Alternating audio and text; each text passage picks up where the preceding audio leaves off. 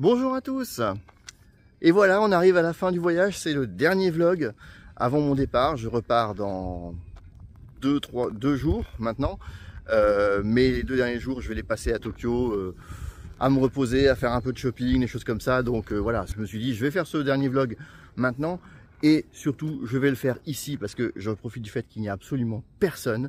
Je suis face à un château reconstitué, certes, c'est pas l'original, il n'est pas du tout au même endroit d'ailleurs que l'original, puisque je suis déjà allé à cet endroit-là. Rappelez-vous, vers le début du voyage, je vous ai parlé du château d'Azuchi, qui était le château que Nobunaga a fait construire au sommet de son règne.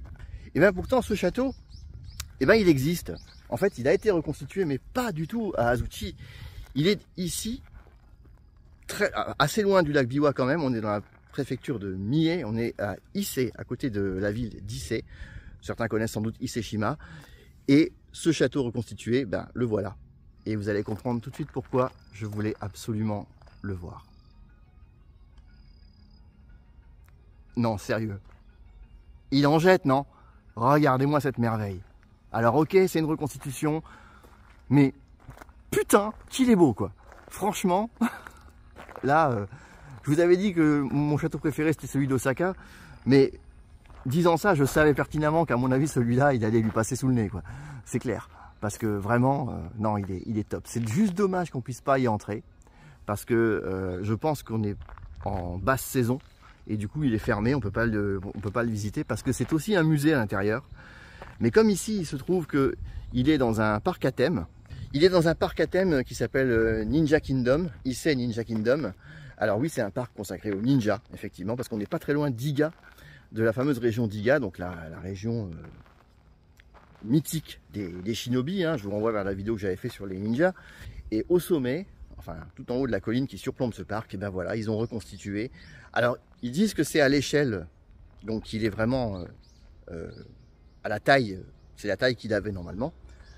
Ah, il va peut-être y avoir du monde finalement.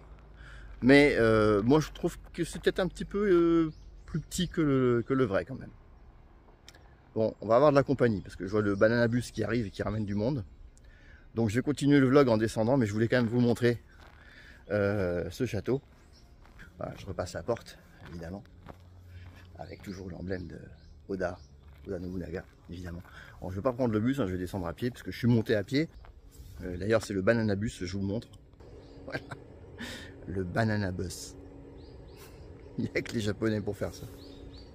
Alors, depuis la dernière fois, j'étais donc près de Motonosumi. Donc, j'ai retraversé le pays. C'était assez rapide, puisque à ce niveau-là, au niveau de la préfecture de Yamaguchi, il y a grosso modo entre 50 et 60 km de large. C'est pas très large le Japon à cet endroit-là. Donc je suis allé voir à Yamaguchi, j'ai visité la ville de Hofu, qui était le fief du clan Mori. Donc j'ai vu notamment la résidence et le jardin des Mori, magnifique. En plus, attendez, il y a un super point de vue ici, je vous montre. Un beau point de vue sur la mer. Donc oui, la résidence et le jardin des Mori, très sympa à faire. En plus, à cette saison, il n'y a quasi personne. Les arbres commencent tout doucement à devenir jaunes, orange, parfois un petit peu rouge. On n'est pas encore à la saison des momiji, mais je trouve que c'est pas mal quand même. D'ailleurs, vous le voyez là autour. Il commence à y avoir un petit peu moins de vert. Donc ouais, au fou, c'était sympa, notamment pour ça. Je voulais également voir à Yamaguchi, il y a un truc à voir, c'est la pagode du... Alors je sais jamais si c'est Rurikoji ou Rurirukoji, je sais plus le nom exact, vous me pardonnerez. Malheureusement, arrivé sur place, je découvre qu'elle est en travaux pour 5 ans. Et donc entièrement recouverte d'un échafaudage et d'une bâche, donc totalement invisible. J'étais un peu dégoûté, je peux vous dire. Bon, mais tant pis, on reviendra dans 5 ans. Ensuite, j'ai retraversé le Japon dans l'autre sens, pour aller à Izumo et Matsue. Et là, très belle découverte, je dois le dire. Alors, Izumo, vous avez peut-être vu le short sur le chemin périlleux de Benkei. Si ce n'est pas le cas, je vous invite à aller voir et vous allez comprendre de quoi je parle. Donc, je vous en dis pas plus. Et Izumo, j'ai découvert notamment le fameux sanctuaire de Izumo Taisha, qui est vraiment, mais somptueux, faut dire ce qui est, clairement. il vaut le coup d'œil. En plus, je suis arrivé au crépuscule, ça donnait une lumière absolument superbe. Vraiment, c'était top. Alors le seul truc qui était dommage, c'est que comme c'était au crépuscule, en plus j'avais un train à prendre après, donc j'avais pas trop le temps. Donc j'ai pas pu m'éterniser, hélas. C'est mon seul regret par rapport à ça. Surtout qu'après, je suis allé sur une plage pas très loin qui est assez connue aussi. Et pardon, j'ai encore une fois oublié le nom.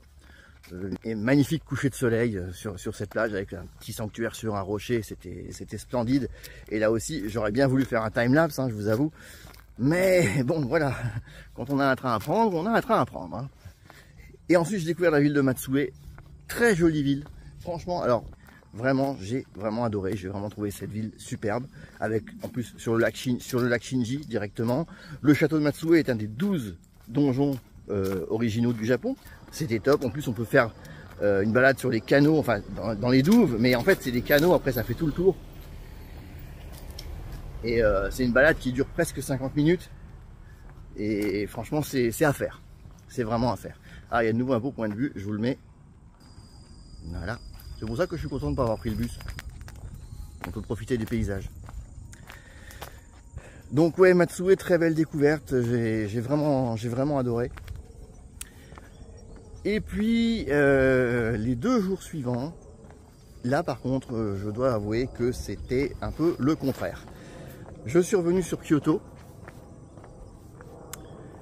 Et sur Nara. Ensuite, j'étais à Nara hier.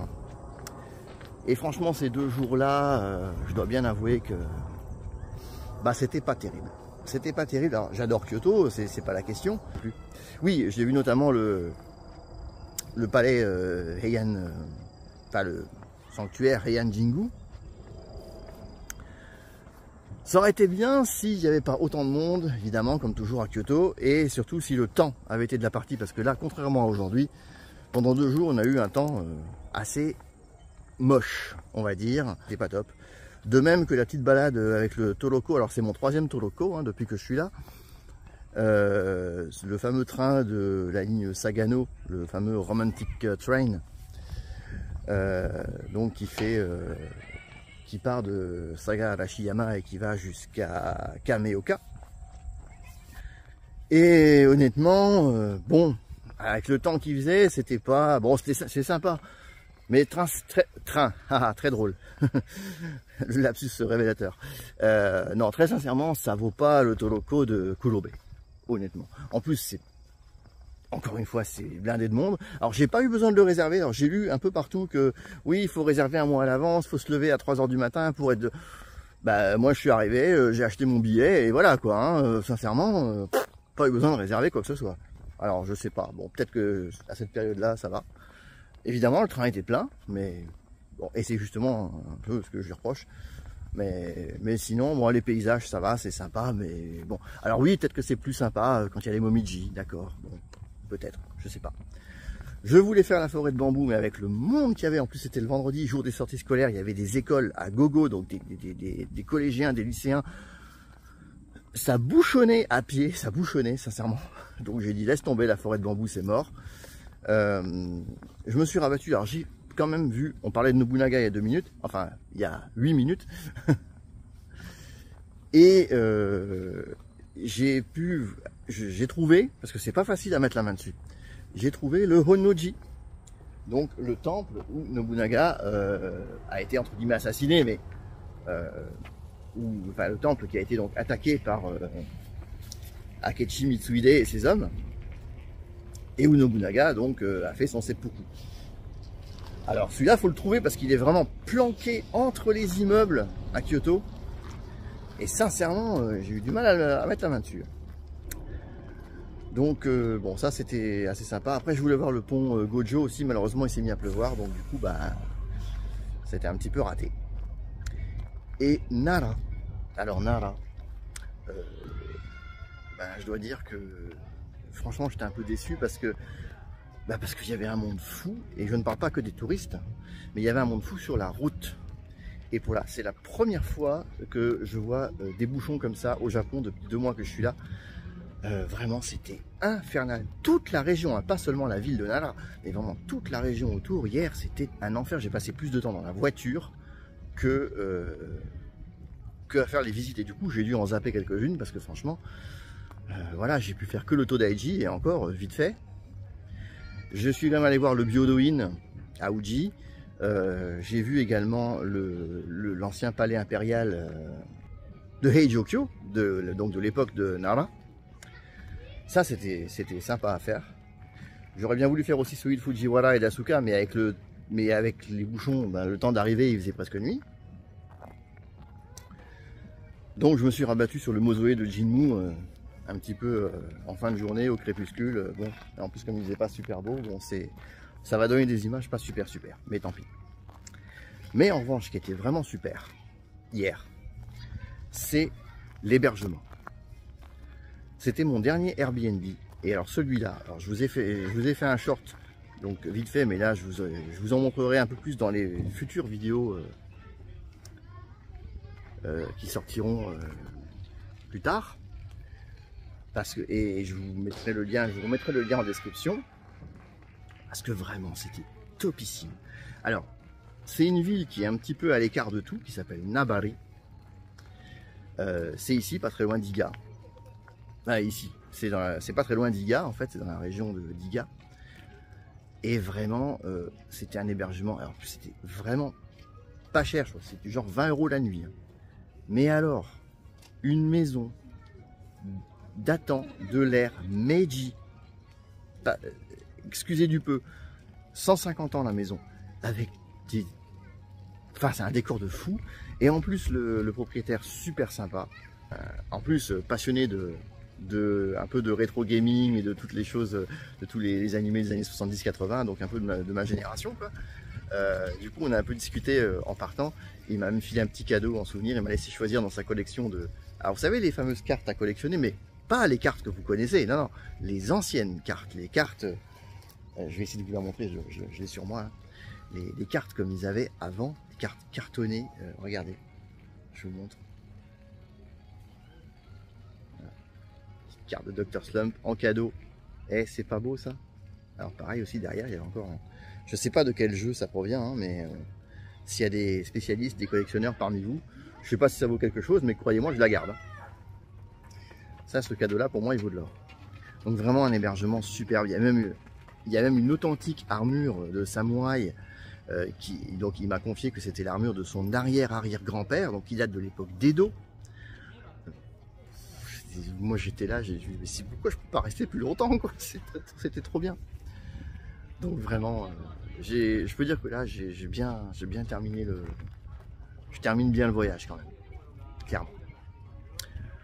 Enfin donc voilà, c'est tout pour cet ultime vlog. Donc maintenant bah, je vais encore visiter 2-3 petites choses ici dans la région.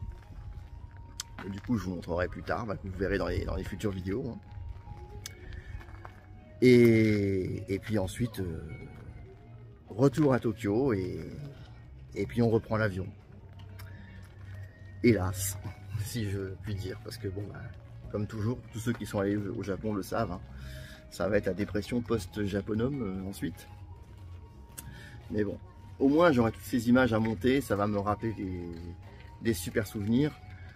Et puis, j'espère pouvoir vous sortir les vidéos bah, le plus rapidement possible. Alors, je vous rappelle aussi, ah oui, avant que j'oublie, j'en ai encore pas parlé dans les vlogs, c'est vrai. Pour celles et ceux qui sont dans la région de Lyon ou qui passeraient dans la région début décembre, je serai donc au salon Japan Touch, les 2 et 3 décembre. Où je ferai donc une expo photo sur le voyage. Donc tous les sondages photos que j'ai fait jusqu'à maintenant, eh ben, ils vont y contribuer. Hein. Les photos pour lesquelles vous avez voté, elles y seront.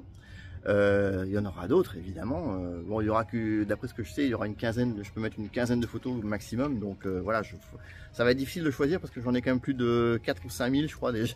Donc c'est énorme. Donc voilà, je vais essayer de vous en faire encore au moins un avant de partir. Donc n'hésitez pas à passer si vous êtes dans le coin, les 2 et 3 décembre à Japan Touch à Lyon. Et il n'y a pas que l'expo photo, puisque je projetterai également une des vidéos du voyage, montées hein, bien sûr, hein, les vidéos définitives, en avant-première. lors de ce salon, avec possibilité de questions-réponses bien sûr. Donc si vous passez par là, bah, n'hésitez pas, hein, venez faire un petit coucou, on pourra discuter, on pourra échanger un petit peu par rapport à tout ça. Voilà, donc je vous attends 2 et 3 décembre à Lyon pour la Japan Touch. Et en attendant, ben, je vous dis comme d'habitude, continuez d'aimer ce magnifique, ce superbe Japon. Et puis, ben, matane.